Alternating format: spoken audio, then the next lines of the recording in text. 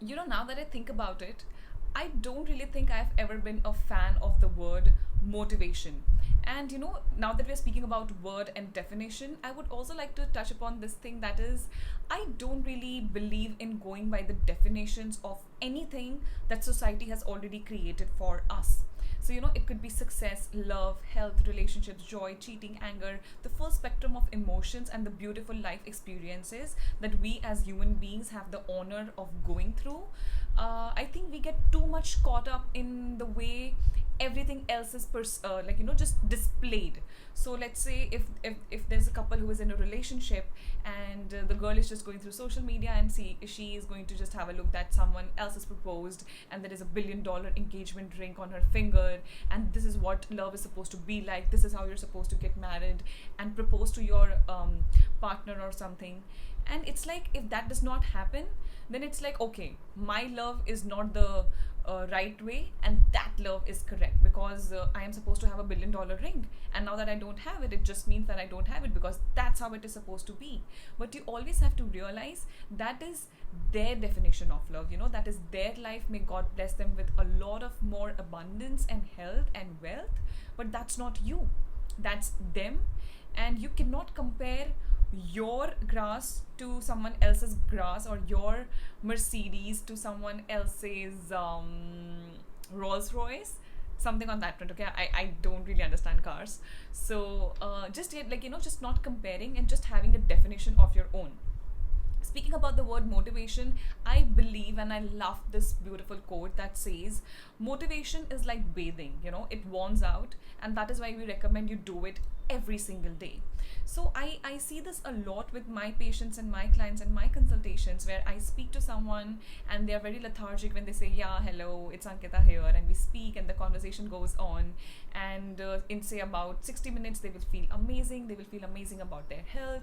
I want to smash this goal. I'm going to get this body. I'm going to, balance my hormones and heal my gut and get great skin, great hair. And just they're so motivated. And that motivation would last for like 2 days, 3 days, and then we wake up one day, and my team would wake up with a message that would say, hey, so I'm feeling very sad and depressed. What should I do? You are feeling sad and depressed because the one time that you felt motivated, you did not do enough work in those 60 minutes that can go on for a lifetime. So there is something known as, there are people who are happy, like they want something, they get it, they are happy, and now they will think about, oh, if I lose it, then what? If this doesn't happen, then what? What will I do then? So they can't really have fun with what they have received, and they would just be finding something else, and just finding something else to crib about.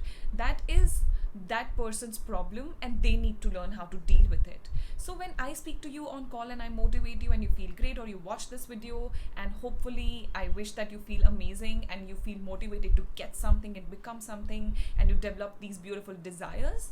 But as soon as the video is over and I leave, and you step back into reality, and you stumble upon some distractions and some people and some things that are just not going your way, what do you do then? Where do you find motivation in situations like those? So motivation, it's not like forest fire, it's not going to last. You need to find another intention to lose weight. You need to find another intention to be in love. You need to find another intention to start a YouTube channel. You need to find another intention to be a blogger on social media, or to be a dietitian, or anything. Why are you doing this? I am doing yoga to lose weight, but I'm not losing weight. But yeah, I don't know what people say about yoga. It's like, man, it doesn't work with me. Of course, it doesn't work with you. It's never going to work with you, because the whole intention behind you doing it is wrong. So it's like, I'm sure a lot of us can relate with it. Like we have like maths, history, social science, and all of these subjects. There is one or two subjects that you can just study and, sail through it. You can score great results and stuff. And then there are few subjects that literally parents will sit on your head and they will, like, put you to different kind of tuitions and schools and seminars and stuff, and you would still be able to do that subject or even develop an interest, because it just doesn't speak to you. You just don't want to do it. You are doing it because my parents put lakhs of money in my education and I have to do it. How long do you think that is going to sustain? How long do you think you can work with an intention like that and achieve something or become something? Or like, it's just so shallow, it will not work. So when I speak about motivation, I like the word fire. I like the word passion, intense desire. A desire that you don't have to push yourself towards. It pulls you towards it. Pushing, there is pushing involved very voluntarily, consciously. You have to push to go to the gym because you want to lose weight. You want to push yourself to wake up at 4 because you want to meditate, because the world is meditating at 4 and I want to see what that fairyland looks like. Okay? Or you can have the intention, I want to see how I will feel in my body if I start doing this. I want to see how I will feel in my day and how my day unfolds and how will I react to the things that life throws at me. I want to see what I can become if I can meditate a little longer. So I get this a lot, like, what do you do when you wake up at 4 in the morning, and how do you sleep so early, and how do you do yoga every day? How are you so motivated? How are you always so energetic? Again, I am going to reveal my secret, and my baseline biggest secret is I find joy in these things. I find joy in waking up at 4. I love feeling the way it makes me feel when I do it. I love meditation, not because of what it gives me and anything else. I just love to be in a meditative state. I love the quiet of the world at that time. I love to connect with nature and just surrounding and my bed, my comforter, my pillows. I just like to connect with everything before I go back to the real reality, or say virtual reality these days. And so yoga, I sometimes it's like I just want to move. I don't want to do yoga for anything.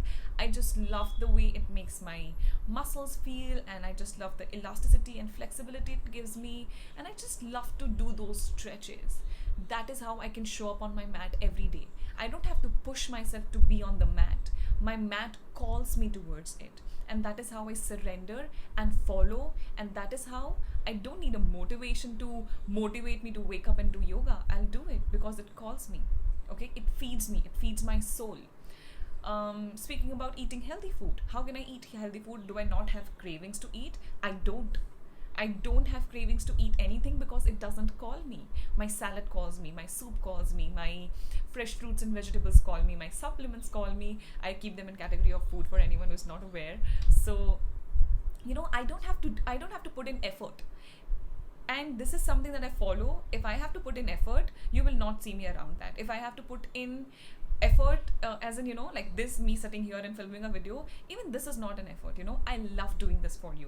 So every Sunday when I put this, and I get so many messages, clients message me on WhatsApp, and I get so many beautiful comments on YouTube. This is why I want to do it. I want you to feel the way I feel, and if you watch my 10-12 minutes long video, and if it makes you feel anything, I love it. That calls me. So your feeling of acceptance, and your feeling of acceptance and loving yourself calls me, and that is why I do it. Okay, if I don't do it for views, I don't do it for subscribers. And of course, in the long term, if we want to just have a more exposure and reach, those things are in my mind, in the back of my mind, but that's not my priority. Okay, that's not why I put up a video. Otherwise it would be such a, just imagine putting up a video and you don't get views, and the subscribers don't change, blah blah blah. I don't care.